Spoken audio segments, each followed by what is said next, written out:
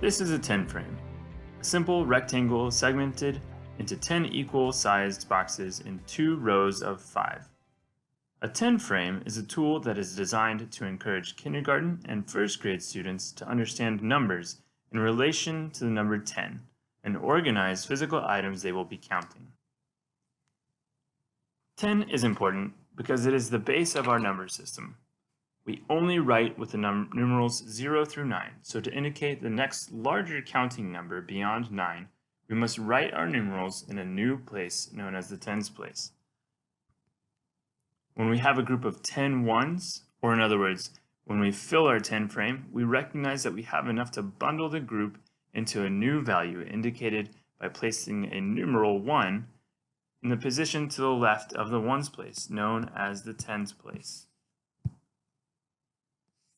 This is the beginning phase for understanding place value.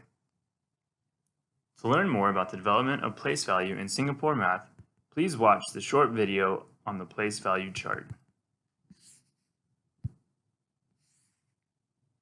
In the early stages of the development of numbers, encourage your child to build a given quantity or show you a specific number of items from 0 to 10, such as, show me 4.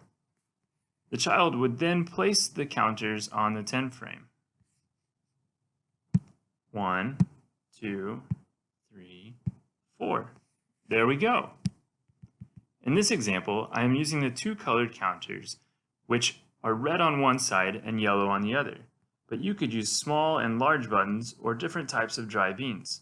Really, whatever you have lying around the house. Also, drawing your own 10 frame to use with your child is really quick and easy to do. Later, you will develop the concepts of addition and subtraction by asking him to add or subtract some amount. You could say something like, now add 3 more and tell me how many there are. They would then place 3 more counters on the frame and let you know that there are now 7 counters or buttons or beans. As you work with your child, it is important to consistently refer to the number 10. Understanding numbers and each number's relationship to 10 helps students develop strategies used in mental math. So questions such as, how many more do we need to make 10, is really valuable. To better understand how this helps with mental math, please take a moment to watch the video about number bonds. Another great way to use the 10 frame is to ask the question, how many different ways can you make a number, such as 7? Doing this can help develop a child's sense of what each number can be made of.